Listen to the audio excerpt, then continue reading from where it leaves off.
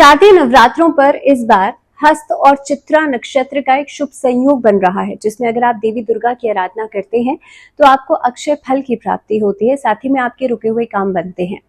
नमस्कार, स्वागत है। मैं हूं भावना शर्मा और सबसे पहले तो शारदीय नवरात्रों की आप सबको ढेरों शुभकामनाएं। शारदीय नवरात्र जो है वो इस बार अश्विन मास में शुक्ल पक्ष की प्रतिपदा तिथि से हर साल शुरुआत हो जाती है और इस बार पड़ रहे हैं 3 अक्टूबर से।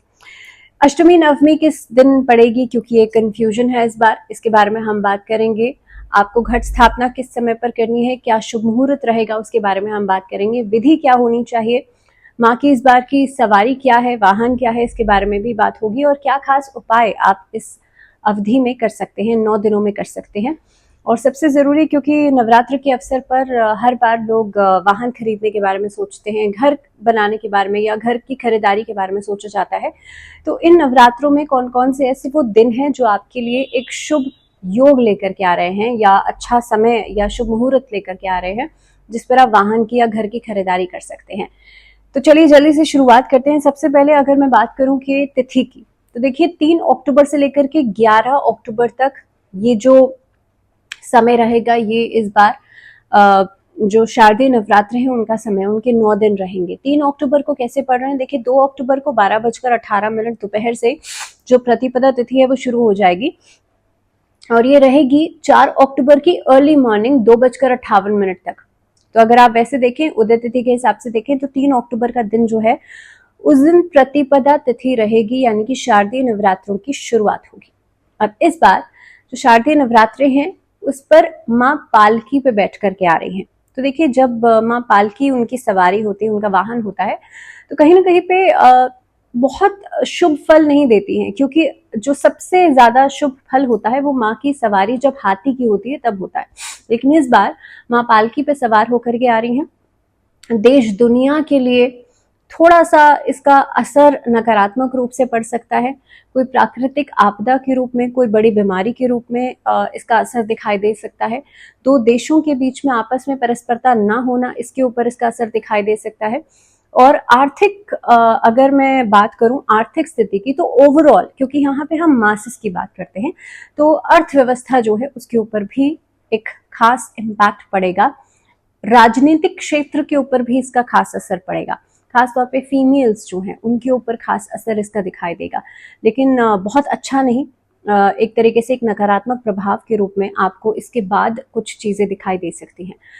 अब बात कर लेते हैं कि भाई माँ की सवारी की हमने बात करी, लेकिन अगर ओवरऑल हम बात करें, क्योंकि देखिए ये एक जो देवी पुराण में मेंशन्ड है, देवी पुराण में जो चीजें लिखी गई हैं उसके बारे में मैंने आपको बताया, लेकिन कहीं ना कहीं पे जब माँ का आवाहन होता है तो जाहिर सी बात है माँ शुभता लेकर के आती है हम सबके जीवन में और कहीं ना कहीं पे सुख समृद्धि प्रदान करती है। तो इसी एक भाव के साथ इस बार भी हम माँ दुर्गा का आवाहन करेंगे।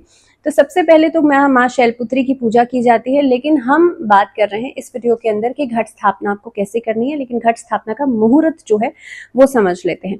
इस बार का जो कलश स्थापना का मुहूर्त रहेगा वो सुबह 6:15 से लेकर के 7:22 तक का रहेगा। ये सुबह का समय है। इसके अलावा अगर आपने इस समय में घट स्थापना नहीं कर पाए हैं तो दूसरा मुहूर्त जो है वो रहेगा अभिजीत मुहूर्त। अभिजीत मुहूर्त 11:46 से लेकर के 12:27 तक का रहेगा। तो अगर आपने सुबह के समय आपने पूजा नहीं की है तो आप अभिजीत मुहूर्त में पूजा कर सकते हैं।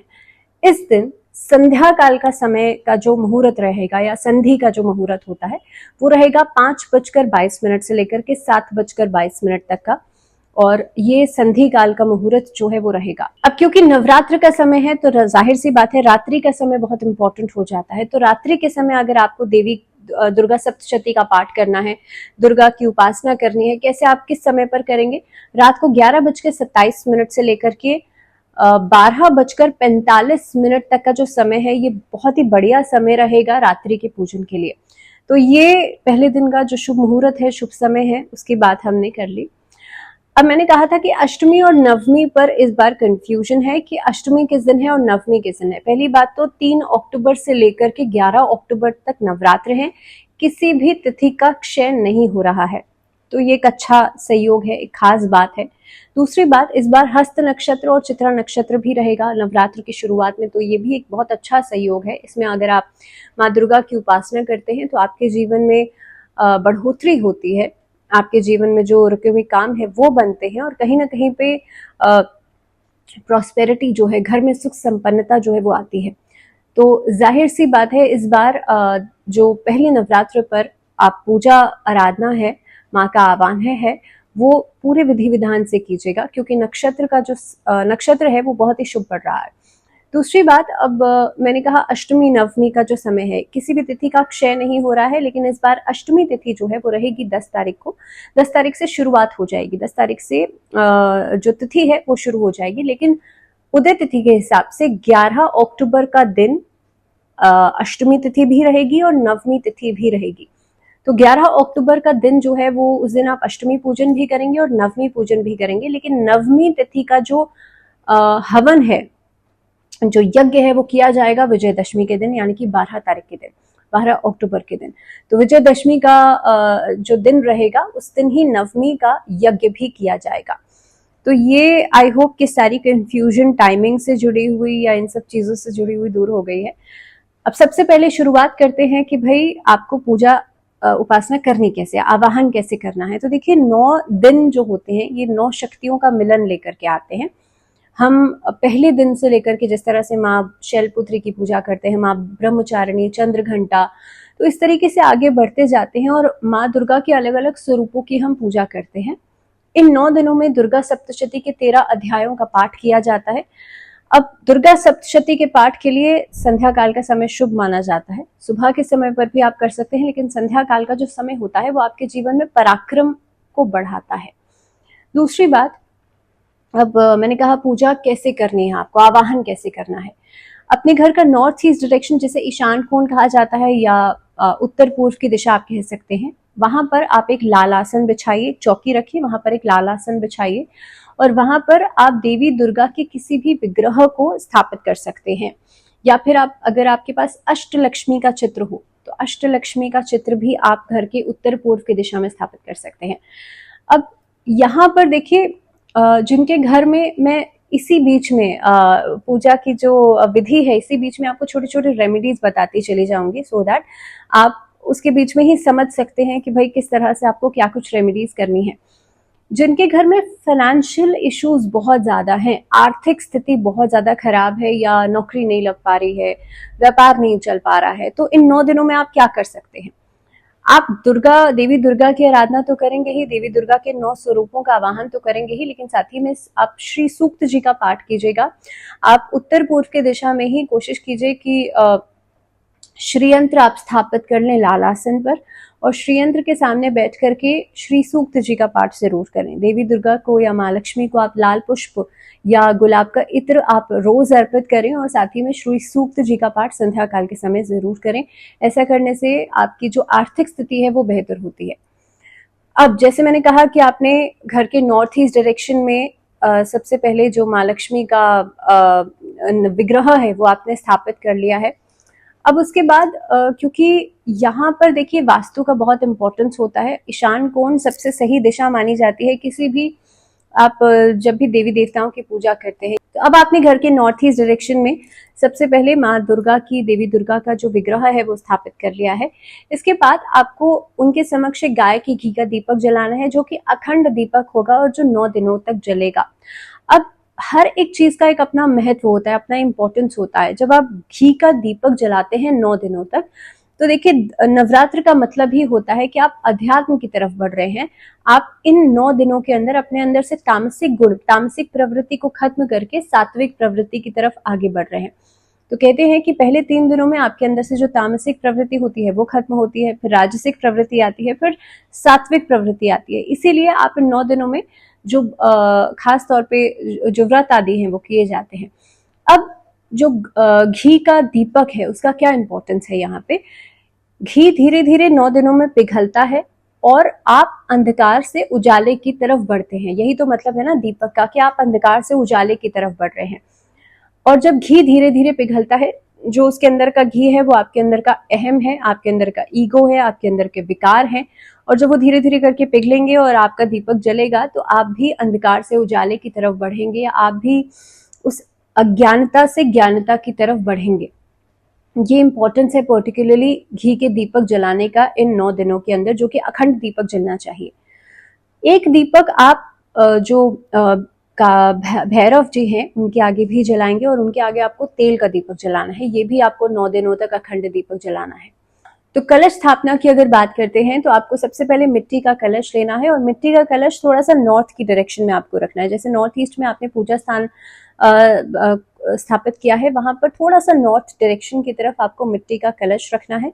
उसमें आपको एक चांदी का सिक्का आप डाल सकते हैं। जल को खाली नहीं रखना चाहिए, तो उसमें जल भरिए, थोड़ा सा गंगा जल डाल दीजिए, उसमें एक चांदी का सिक्का आपके पास हो तो चांदी का सिक्का डाल सकते हैं। अगर चांदी का सिक्का नहीं है तो कोई भी कॉइन आप उसमें डाल सकते हैं।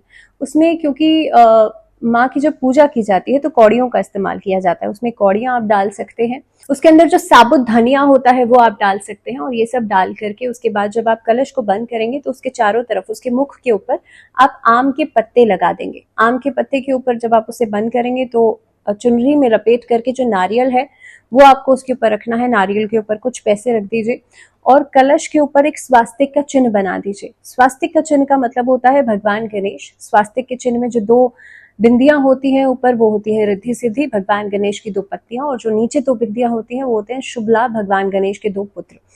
तो इसलिए स्वास्तिक का चिन्ह बनाइएगा तो बहुत सोच समझ के, बहुत ध्यान पूर्वक बनाएगा। कई बार कुछ लोग बनाते हैं और आधा अधूरा चिन्ह बना देते हैं, कभी बिंदियां नहीं लगाते, जब कभी जो उसके आसपास जो डंडियां बनाई होती हैं वो नहीं लगाते। तो ध्यान पूर्वक बनाइएगा कि आप स्वास्तिक का चिन्ह पूरा बना रहे हैं।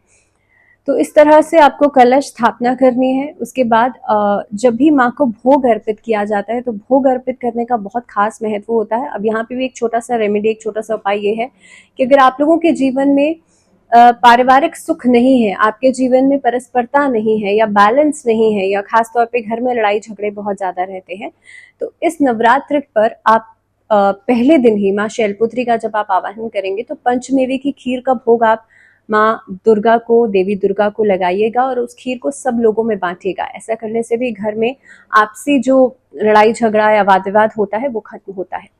अब देखिए तीसरी रेमेडी की हम बात करते हैं जो कि बहुत इंपॉर्टेंट है। कई बार आप चाहे ना चाहे आपके घर में कोर्ट कचहरी के मामले या आपके जीवन में वाद विवाद इस तरह के हो जाते हैं जिसके ऊपर आपका बस नहीं चलता, आप चाहें तब भी वो खत्म नहीं हो पाते। ऐसी स्थिति के अंदर आपको इस अवधि में क्या करना है, जब भी आप देवी की उपासना करते हैं तो साथ ही साथ में नवरात्र के समय पर हनुमान जी की उपासना का फल भी उतना ही ज्यादा मिलता है।